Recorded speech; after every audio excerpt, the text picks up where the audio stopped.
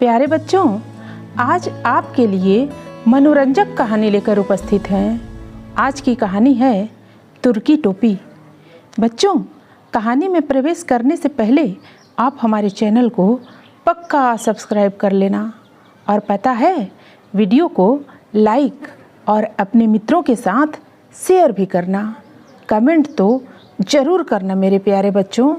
तो आइए आनंद लेते हैं कहानी का। स्कूल में आधी छुट्टी की घंटी बजते ही सब लड़के कमरे से बाहर भागे। मैंने झट अपने बस्ते में से गुल्ली निकाली। डंडा खुशहाल के पास था। हम दोनों गुल्ली डंडा लेकर बाहर निकले। पन्ना, रघुबीर, बृजपाल, प्रकाश, कौशल, विशन, नित्यानंद भी हमारे साथ साथ बाहर वाले चौक में पहुंच गए। यही हम रोज़ गुल्ली डंडा खेलते थे।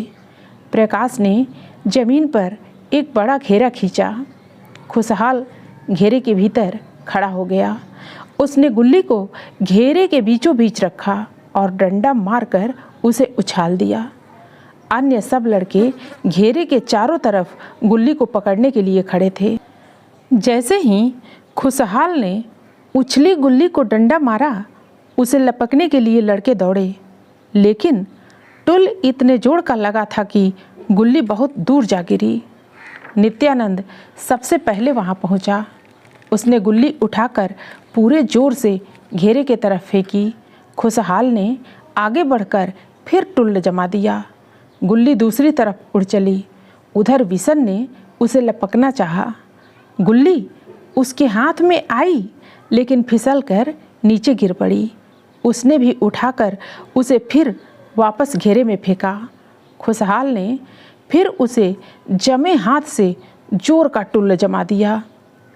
अगली बार मेरी बारी थी, लेकिन खुशहाल जिस तरह टुल्ल जमा रहा था, लगा कि आज तो वही खेलेगा और किसी की बारी नहीं आने वाली। एक बार पन्ना ने गुल्ली फेंकी तो खुशहाल ने पूरे जोर से बृजपाल की तरफ उछाल दी। बृजपाल ने बड़ा आसान कैच छोड़ दिया। इस बार गुल्ली मेरी तरफ उछली। मैं उसे लपकने दौड़ा, लेकिन गुल्ली न जाने कहाँ गायब हो गई। अचानक कुछ शोर सा हुआ। देखा, एक आदमी कुर्ता पजामा पहने चौक के बीच में खड़ा था। उसके पास ही जमीन पर उसकी तुर्की टोपी उल्टी पड़ी थी और हमारी गुल्ली उस टोपी के अंदर थी। वह आदमी गुस्सा से लाल पीला हो रहा था। वह नीचे पड़ी हुई अपनी टोपी की ओर देखते हुए बोला, ए लड़कों, देख रहे हो ना, यह क्या किया है तुमने? अभी तुम लोगों की खबर लेता हूँ। साहबजादों, ऐसा मज़ा चखाऊंगा कि याद रखोगे। खुशहाल ने आगे बढ़कर माफ़ी मांगी, पर वह तो और भी अधिक बिगड़ गया। यह क्या खेल का मैदान है? स्कूल के अंदर क्यों नहीं खेलते हो? तुम लोगों ने तो किसी शरीफ आदमी का सड़क पर चलना मुश्किल कर दिया है। बृजपाल ने उसको मनाने की कोशिश की। जी, हमारा स्कूल का मैदान बहुत छोटा है, इसलिए हमें यहाँ खेलना पड़ता है। विशन ने अपनी तरफ से हाथ जोड़ दिए। और यह तुम्हारे खेलने का तरीका है? वह आदमी आपे से बाहर होता जा रहा था। चलो, अभी तुम्हारे हेडमास्टर को बताता हूँ। खुशहाल और बृजपाल ने काफ़ी मिन्नत की, पर सब बेकार। मैंने बड़े आदर से टोपी नीचे से उठाई और उस व्यक्ति को देते हुए नम्रता से कहा, अब की बार छोड़ दीजिए, फिर कभी ऐसा नहीं होगा। लेकिन वह तो टोपी को मैं गुल्ली के पकड़े स्कूल की तरफ चल पड़ा। मैं टोपी में से गुल्ली भी नहीं निकाल सका। वह दंदनाता हुआ स्कूल की ओर जा रहा था। हम सब मुंह लटकाए पीछे पीछे चल रहे थे।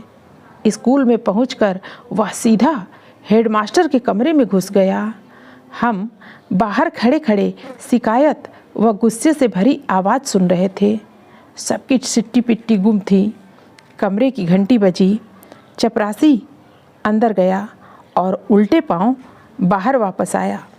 वह हम सबको बुलाने आया था। सहमे सहमे हम एक एक करके हेडमास्टर साहब के कमरे में गए। यह किसकी शरारत है? हेडमास्टर साहब की आवाज़ ने हमें और भी डरा दिया। कितनी बार कहा है कि स्कूल के बाहर नहीं खेला करो, फिर यह शरारत। क्या तुमसे बाहर खेले बिना नहीं रहा जाता? हम एक दूसरे की तरफ देखने लगे। हमारी तो जैसे बोलती बंद हो गई हो। किसी के मुंह से कोई उत्तर न निकला। क्या सब गूंगे हो गए हो? जवाब दो, नहीं तो एक एक की खबर ले लूँगा। कुछ हिम्मत करके मैंने धीरे से कहा, गलती हो गई साहब, हमें माफ़ कर दीजिए, फिर ऐसा नहीं होगा। अब हम कभी बाहर नहीं खेलेंगे। ठीक है, सब मिलकर इनसे माफ़ी मांगो, हेडमास्टर साहब ने सहज स्वर में कहा।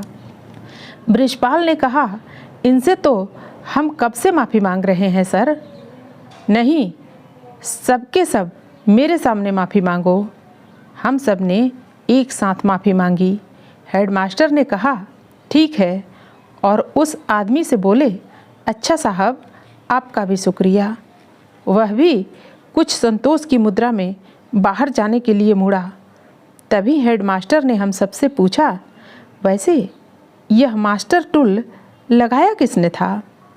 मैंने खुशहाल की तरफ देखा, उसने मेरी तरफ। दोनों के दिल तेजी से धड़क रहे थे।